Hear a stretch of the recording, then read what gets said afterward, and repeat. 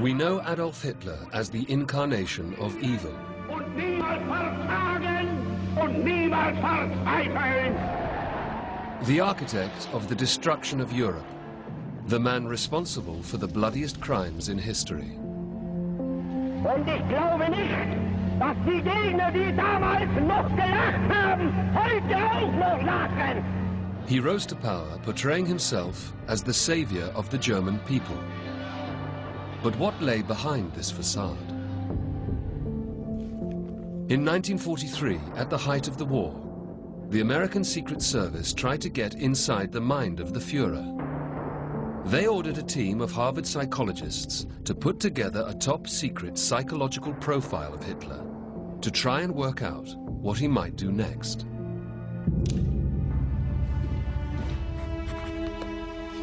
We want to know as much as possible about the things that make him tick. You're asking for something that's never been done before, Bill. Under enormous pressure, they poured through documents. We all know this isn't going to be easy. Tracked down people who knew the Führer. His long, sallow face was contorted and tears flowed from his eyes. And argued about what it all meant. But you can't say that. All right, all right.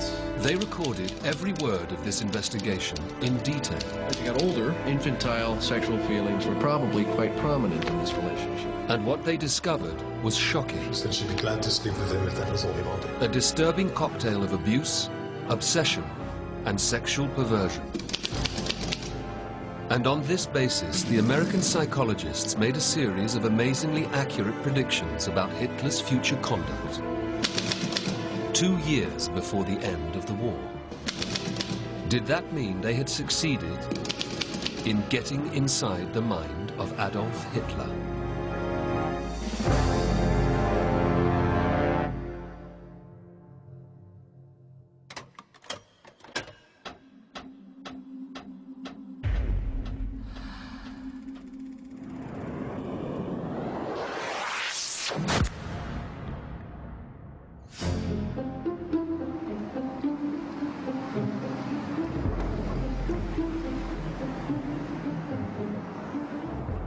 This man is Dr. Gerald Post. He is an internationally renowned expert in the discipline of political profiling. He has analyzed more political leaders than anyone else in the world. He worked for the CIA in the 70s, setting up their first publicly acknowledged profiling unit. This is it. Fantastic. And the psychological profile of Adolf Hitler is where it all started. Well, in many ways, it's like the holy grail for my field. This was really the very first disciplined study of a political leader at a distance using a psychoanalytic framework, and in many ways was really the inspiration for the unit I came to found at the Central Intelligence Agency. This is the first time that Dr. Post has had the original report in his hands, and he's never seen the more than 1,000 pages of the profile's background research. This isn't just an opportunity for Post to revisit the past. It's also a chance to see if the analysis of Hitler's troubled mind stands up to modern scrutiny.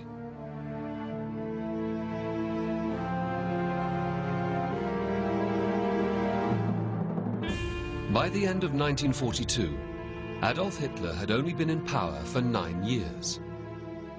In that decade, he had transformed Germany, and his armies had swept all before them in Europe.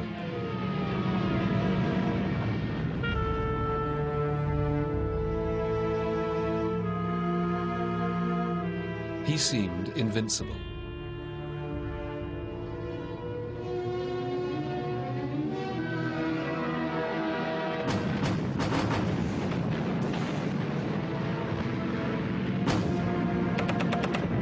But defeat at Stalingrad in January 1943 signaled the beginning of the end for Hitler's dreams of a 1,000-year Reich. In 2 years, it would be all over. Yet that's not something the Allies could have predicted in the winter of 1943.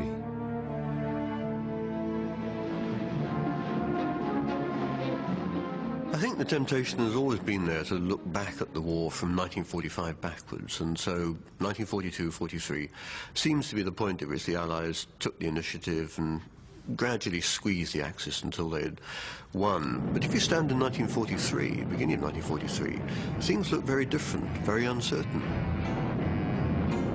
The German army is deep in Russia. Allied shipping is under severe submarine threat. In 1943, it was by no means certain that the war would be finished in 2 years. By no means certain the Allies would win. The Allies also feared that Hitler was on the verge of taking the war to another level.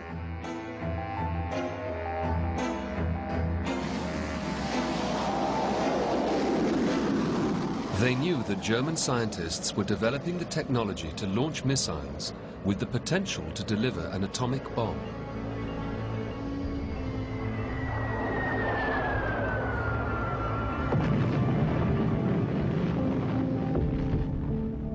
For the Allies, it's clearly very important to understand what makes Hitler tick, because this might be the man who finally says yes to biological weapons, or weapons of mass destruction, as we call them now. This is the man who might say, push on with the atomic weapons program. We'll drop an atomic bomb on London.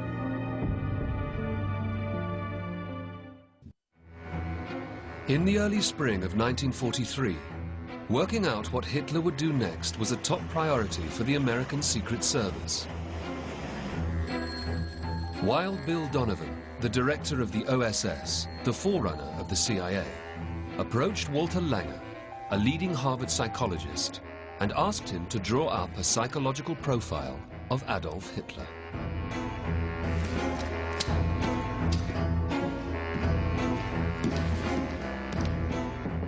Langer recorded the details of that fateful conversation. Relationship to the German people. We need something more reliable than what we get from the German propaganda machine and stuff our foreign correspondents feed us. What we need is a realistic appraisal of the German situation. If Hitler is running the show, what kind of guy is he? What are his ambitions? How does he appear to the German people? What's he like with his associates? What's his background? But most of all, we want to know as much as possible about his psychological makeup, things that make him tick. And we also want to know what he might do if things begin to go against him. Now, do you think you could come up with something along these lines? You're asking for something that's never been done before, Bill. That doesn't mean to say it can't be done, and you're just the man to do it. Well, that's very flattering, Bill, but I don't know how valuable it'll be. Why? Well, we'd have to get most of our information from the literature. And while that's extensive, for the most part, it's unreliable. Furthermore, psychological and psychoanalytical techniques aren't designed for this sort of thing. Now, if anybody can make this work, it's you, Walter. Just give it a try and see what you come up with. Hire what help you need and get it done as soon as possible. And another thing, keep it brief. And make it readable to the layman. Wird heute Deutschland in stolzer Freude seine Söhne in euch agieren sehen.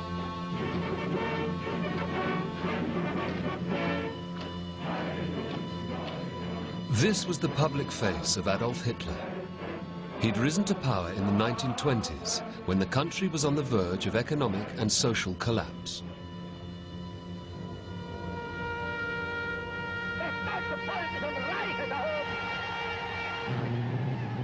He pledged to revitalize and rebuild Germany, and this was a message that the German people were desperate to hear.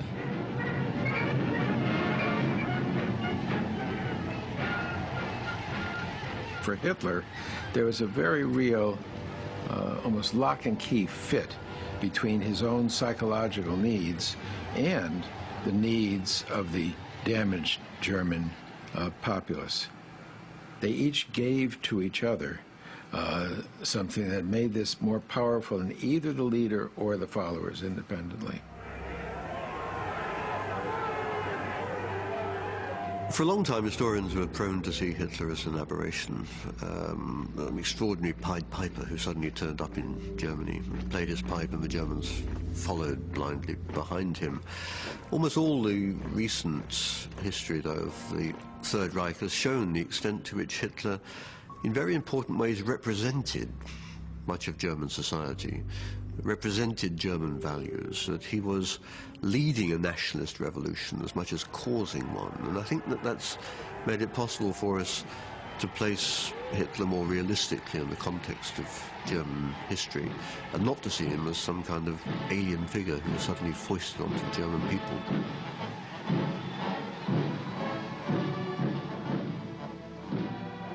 By the mid-1930s, Hitler had established his dictatorship, systematically dismantling German democratic institutions.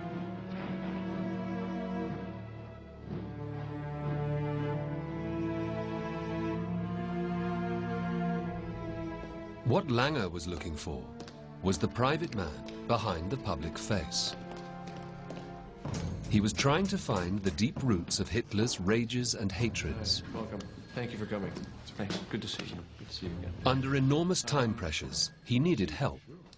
He put together a small team of psychologists and researchers.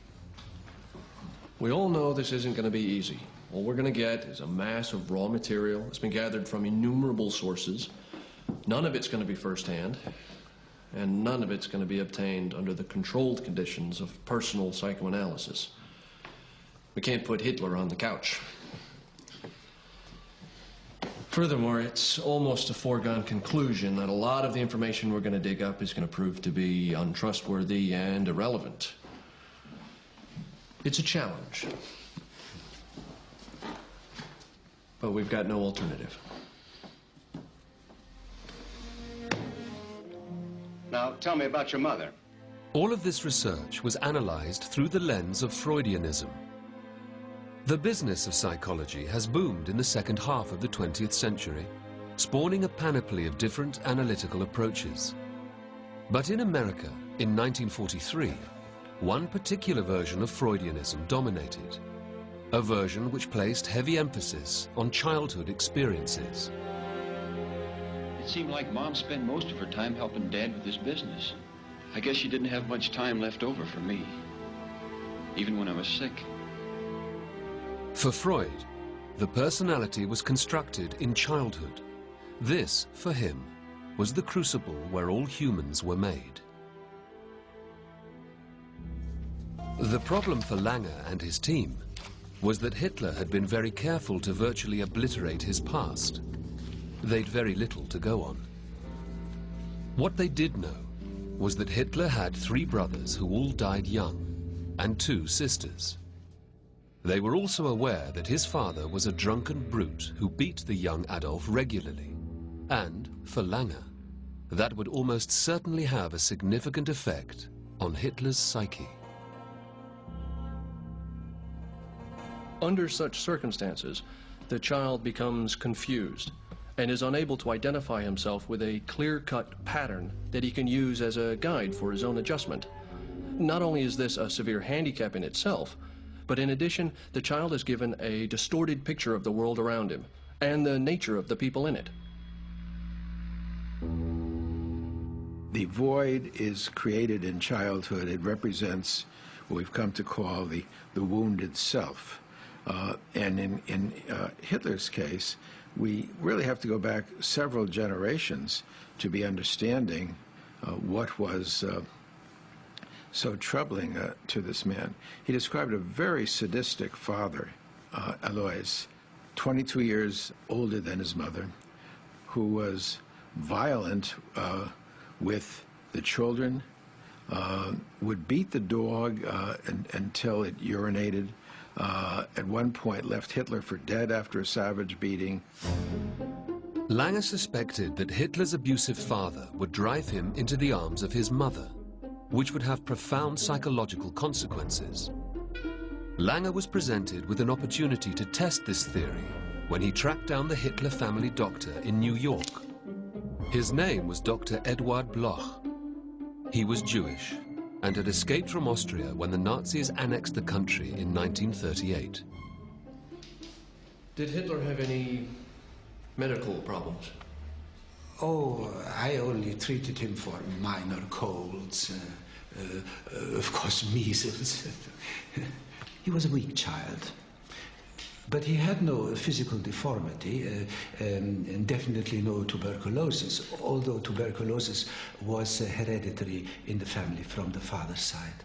Well, I suppose if that's the case, you can't have known him very well. On the contrary, I was the Hitler family doctor.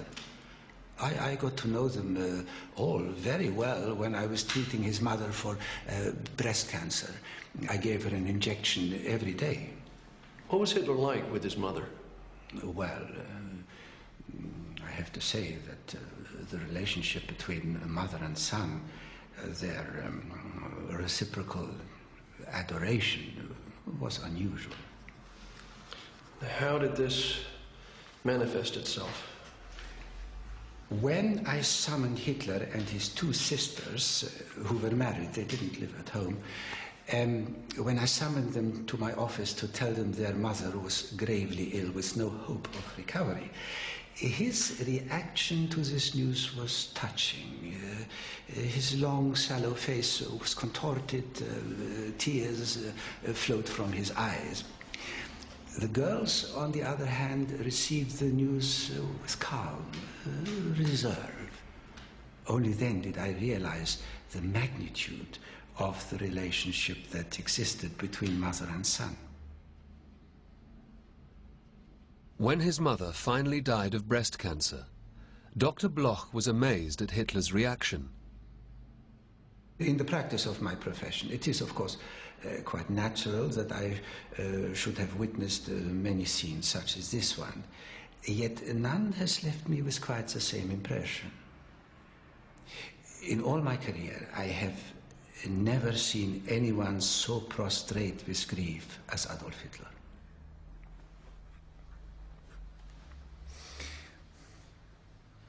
His mother would turn in her grave if she knew what he turned out to be.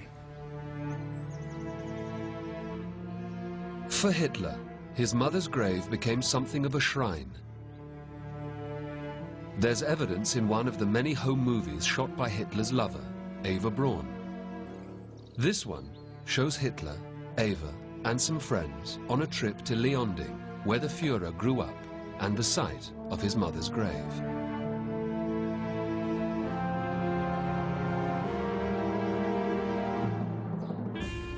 Her son covered the tombstone in Nazi icons and memorabilia. Eva took no moving pictures of Hitler at the graveside, but there are a series of telling still images.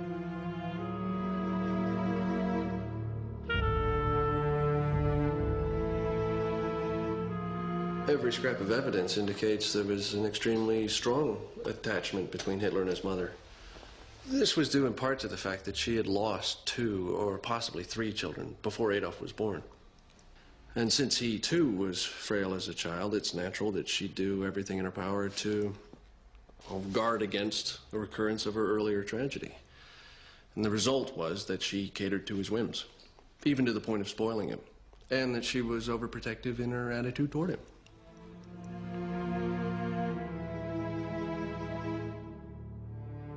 For Langer's team, Hitler's infatuation with his mother and loathing for his father was a perfect fit for Freud's famous Oedipus complex. Life with his mother must have been a veritable paradise for Adolf, except for the fact of when his father would intrude and disrupt the happy relationship. As he got older, infantile sexual feelings were probably quite prominent in this relationship. This is the Oedipus complex. The more he hated his father, the more dependent he became upon the affection and love of his mother. And the more he loved his mother, the more afraid he became of his father's vengeance should he be discovered.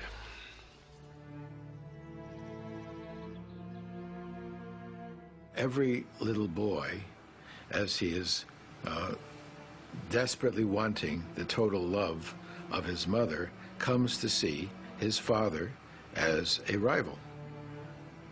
This, however, can be particularly powerful if you have had an overly attentive mother, as Hitler did, and an abusive father, as Hitler did. But with that abusive authority, there is on the one hand the wish to get rid of him, but on the other hand, the fear of his power, which is represented in the so-called castration complex.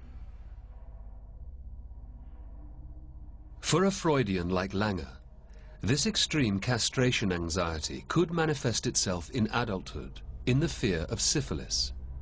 Freud even had a name for it: syphiliphobia.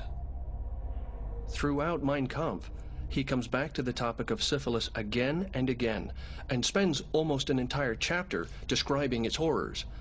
In almost all cases, we find that a fear of this sort is rooted in a fear of genital injury during childhood.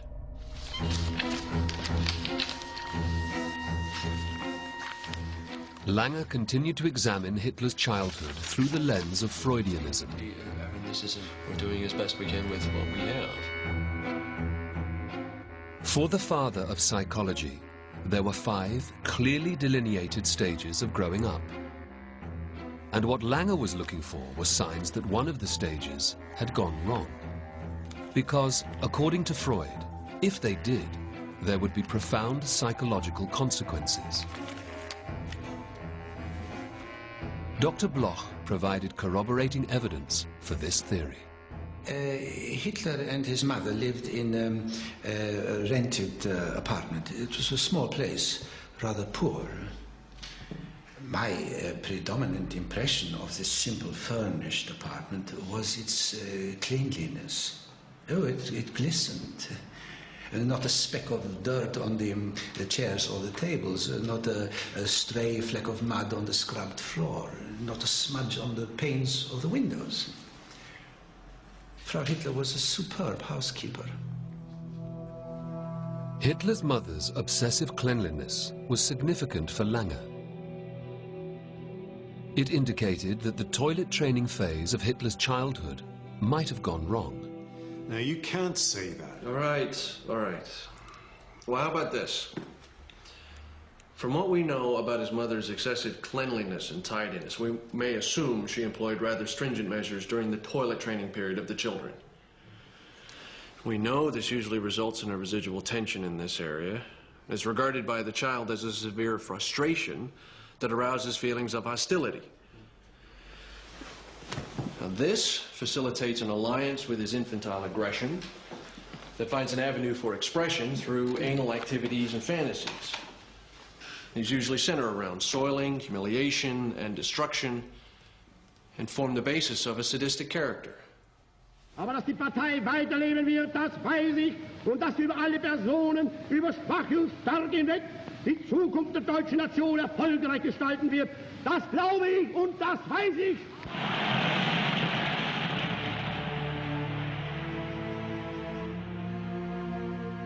Langer felt that he had a potential fit for Freud's Oedipus complex and extreme difficulties with the toilet training stage of childhood.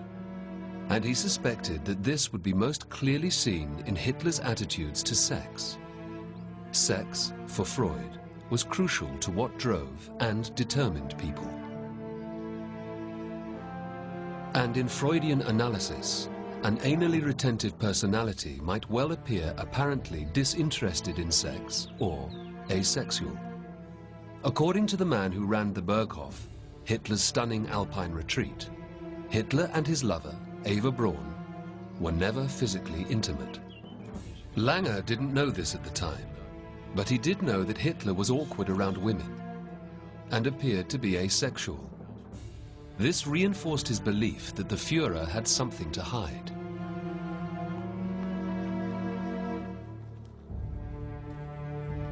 I think it's important to think of individuals in layers. There's the layer we see on the surface, which for many is all that is seen and understood. And for many leaders, that layer is there to overcompensate for what is missing beneath. For Hitler, the magnitude of his weakness psychologically led to a drive psychologically to overcome that, and he developed this compensatory messianic self. But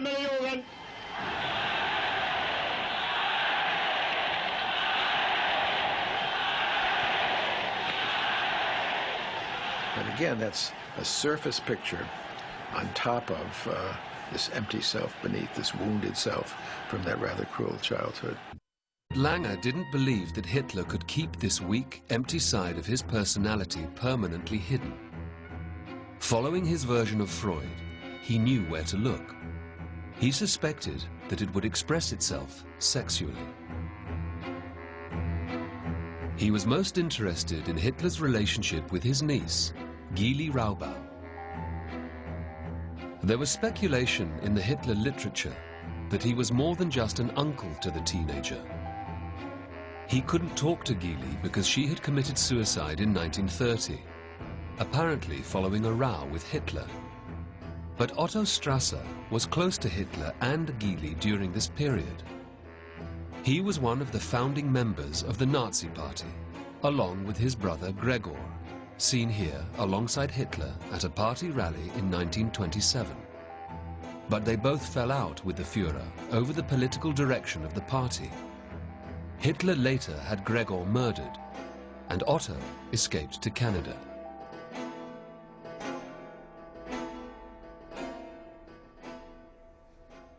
You knew Gyli Raubal?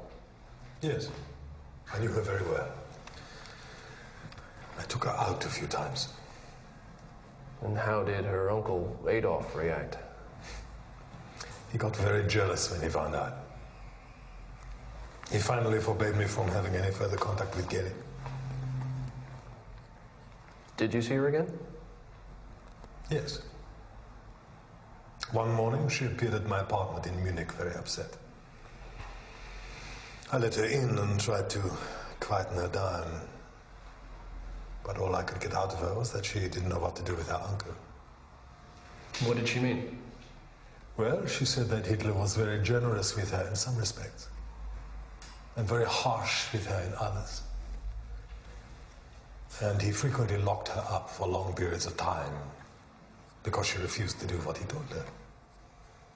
And what did you say?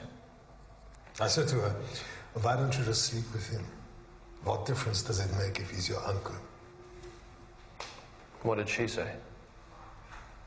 She said she'd be glad to sleep with him if that was all he wanted.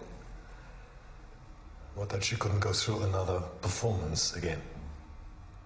I asked her what she meant. But she wouldn't tell me. I kept on asking, and finally she gave in. What was the nature of this performance? Well, she said that Hitler made her undress while he lay on the floor. Then she would have to squat down over his face while he examined her at close range. Well, this made him very excited. When his excitement reached its peak, he demanded that she urinate on him. And that gave him his sexual pleasure. Gyli said that she found the whole performance extremely disgusting. And although it was sexually stimulating for Hitler, it gave her no gratification whatsoever.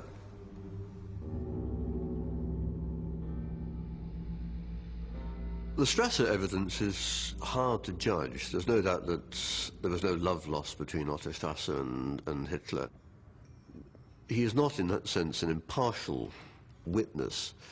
And the other problem, of course, is that we need a great deal more evidence, which is going to be very hard to get, to be certain that the thing he's saying is not just one of those titillating rumours which people spread about Hitler, and all the stuff about Hitler's homosexuality and so on, his sexual perversions. This was a kind of libel, if you like, which was more widespread in the 1930s, perhaps, than we might realise. What's interesting about Strasser's material is it served to confirm analytic hunches that Langer had. It made sense psychologically. In the act of being subject in his perversion to being really sexually humiliated by a woman, that represented the unmasked wish to surrender, capitulate, be seen as a weak man against which he was forcefully quarreling psychologically and in his power, the power of the will. This was central for him. This was the highly potent, powerful leader. But underneath that was this man who was desperately weak and desperately afraid, and afraid of and yet seeking submission and capitulation. Lange believed that Hitler found a way to deal with the terrible psychological consequences of his perversion by adapting a political ideology which was a prevalent and powerful part of mainstream European culture: anti-Semitism. Hitler's outstanding defense mechanism is one commonly called projection. It's a technique by which the ego of an individual defends itself against unpleasant impulses, tendencies, or characteristics by denying their existence in himself while attributing them to others. From a psychological point of view, it's not too far-fetched to suppose that as the perversion developed and became more disgusting to Hitler's ego, its demands were disowned and projected upon the Jew. At this time in 1943, Lange had no idea that Hitler's anti-Semitism would create the horrors of the Holocaust.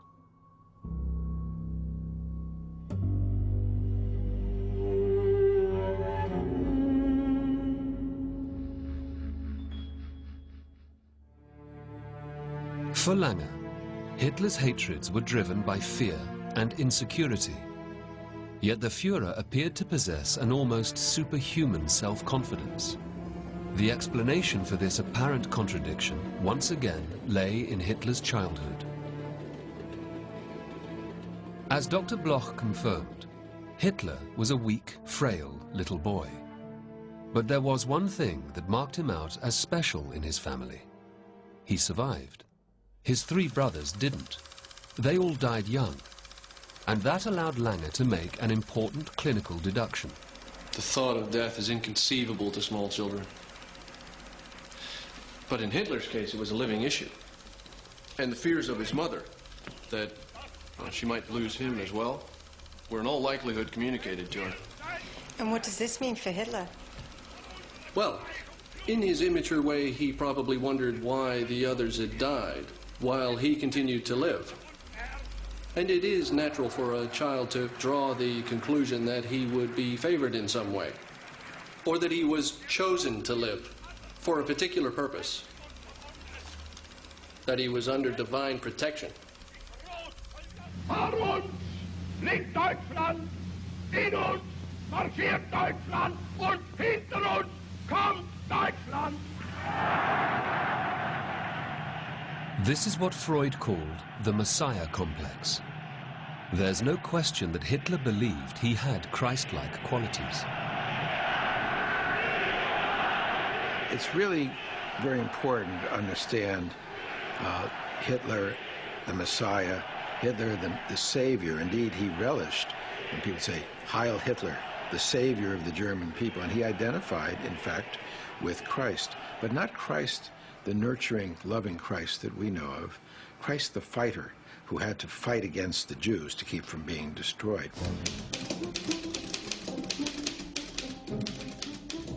Lange wanted more time to finish his profile, but Donovan and the Secret Service pressured him to complete the report.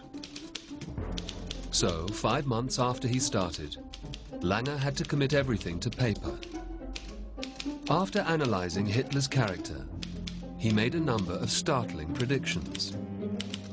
He said that as the war went against him, Hitler would become more neurotic, and his famous rages would intensify and become more frequent. He also predicted that there would be an assassination attempt by the disaffected officer corps.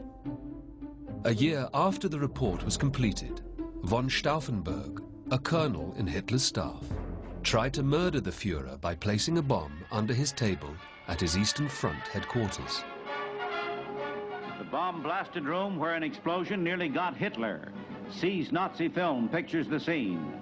German generals plotted to kill the arch-war criminal and make peace, but Hitler was late in arriving here, and in the bomb burst he was only injured. Hitler survived, and von Stauffenberg and the other plotters were rounded up and executed. But Langer also made a number of more psychologically profound predictions. His public appearances will become less and less because he is unable to face a critical audience. On the face of it, this prediction seems illogical. Hitler exploited the propaganda benefits of encouraging a cult of personality. It might therefore seem reasonable to expect that when the country's back was against the wall, he'd be out rousing the troops. In fact, Hitler did the exact opposite. He became more reclusive, just as Langer predicted. On the other hand, Winston Churchill made a point of being visible when the war was going against him. I think it's really quite important to distinguish Churchill from Hitler psychologically. He had the capacity to rouse the nation at its darkest hour, but never seeing such a total identity with the nation that an attack upon the nation diminished him.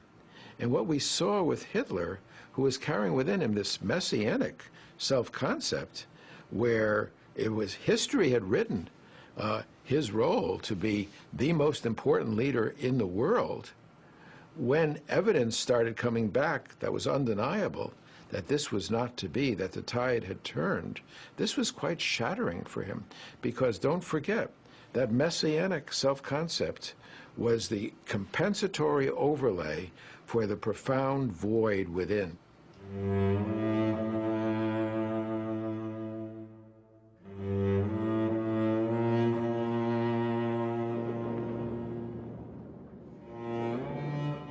Langer was convinced that the conflict would culminate with the complete destruction of Germany. There would be no surrender, no peace negotiations.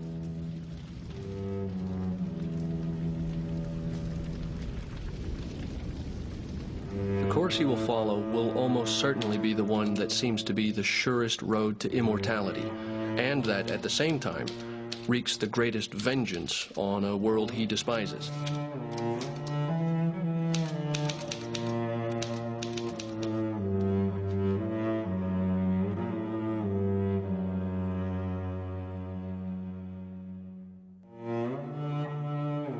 In the final months of the conflict, Hitler made it known that total destruction was the Allies' only option if he was to be defeated. Langer's prediction that Hitler will bring Germany crumbling down around him does, of course, turn out literally to be right, because in the last weeks of the war, Hitler issues his famous scorched earth directive, where the party and the military have to destroy everything. The Allies mustn't get anything. He doesn't mind now about the German people. The German people will starve. I mean, they've let him down. In this sense, I mean, Langer is right, that here is somebody who only really thinks in black and white, life and death. And if you lose the struggle of the races, if you lose the struggle for existence, you don't deserve anything else. Now, whether this is something driven by the nature of Hitler's own psyche, whether this is something which would only have happened with him and not with somebody else, well, that's probably right, but then nobody pretends that Hitler was in any sense a normal politician.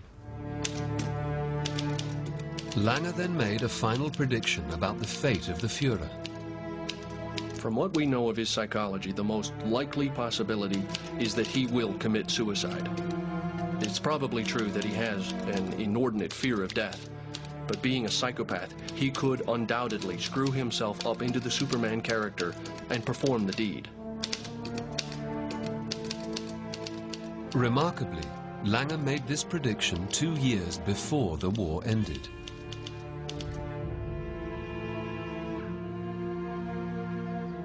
The bunker where Hitler ranted and raved in the final days of the conflict is long gone. It was here that Hitler took his own life. With the Russians swarming all over Berlin, he sat with Eva Braun, who he'd finally married the day before, as he bit down on a cyanide pill he simultaneously shot himself through the head. His body was carried out into the bombed-out garden, doused in petrol, burned, and then buried.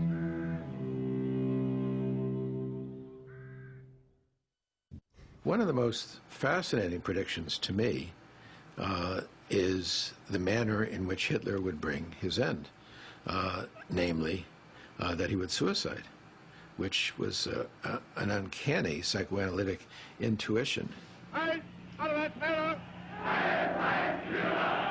If you take this notion of the empty self, which has built up this compensatory, grandiose, messianic facade,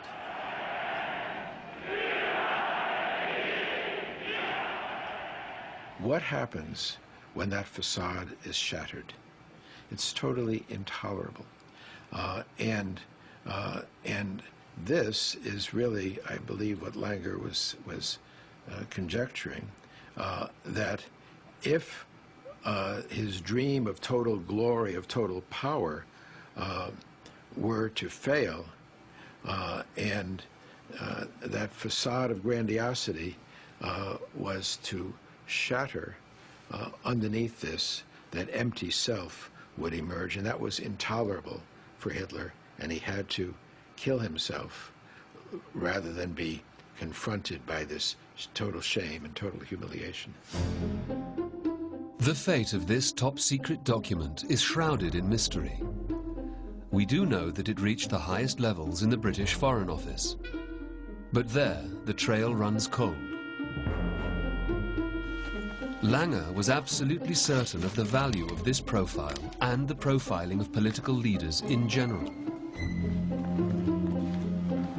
In fact, he went so far as to claim that things might have been completely different if the Allied leaders had the report before Neville Chamberlain tried to appease Hitler when they signed the Munich Peace Treaty in 1938. I would like to believe that if such a study of Hitler had been made years earlier, under less tension and with more opportunity to gather first-hand information, there might not have been a Munich. Munich gave Hitler a chunk of Czechoslovakia in return for peace. But Chamberlain completely underestimated Hitler's appetite for German expansion. We regard the agreement signed last night as symbolic of the desire of our two peoples never to go to war with one another again. Historians are far more cautious about the value of this profile and the whole discipline of psychobiography. There are so many other factors that have to be brought into this. There are so many other political, diplomatic, military and strategic calculations. So much of this is entirely unpredictable. The war in 1939, for example, Hitler thought he was just going to be fighting the Poles. All along he thought he wasn't going to fight Britain and France. And suddenly at the last minute the crisis becomes a crisis of European war, not just a crisis of war between Germany and Poland. So even understanding better what makes Hitler tick would be very difficult, I think, for either the people around Hitler to act differently, or indeed for the British or the French or the Poles perhaps to have acted differently as well. Dr. Gerald Post has no doubts about the value of psychological profiling. And my strong belief from the very early days in founding the Center for the Analysis of Personality and Political Behavior is our leadership needs nuanced political personality profiles of every important world leader, but particularly those leaders who really threaten us.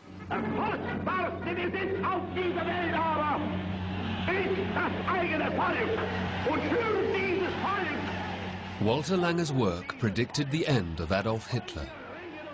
But he had no idea that he'd started a whole new discipline in the CIA, the science of the political profile. We must understand the leaders we're contending with. You can't deter optimally a leader you don't understand. And to relegate, be it a Hitler or a Joseph Stalin or a Saddam Hussein, to a crazy, evil madman, really degrades our capacity to deal with them optimally, because we're not thinking about what pushes them, what makes them tick. The government of the United States agrees. Since Dr. Post founded his unit, the CIA has profiled every important world leader, up to and including Saddam Hussein.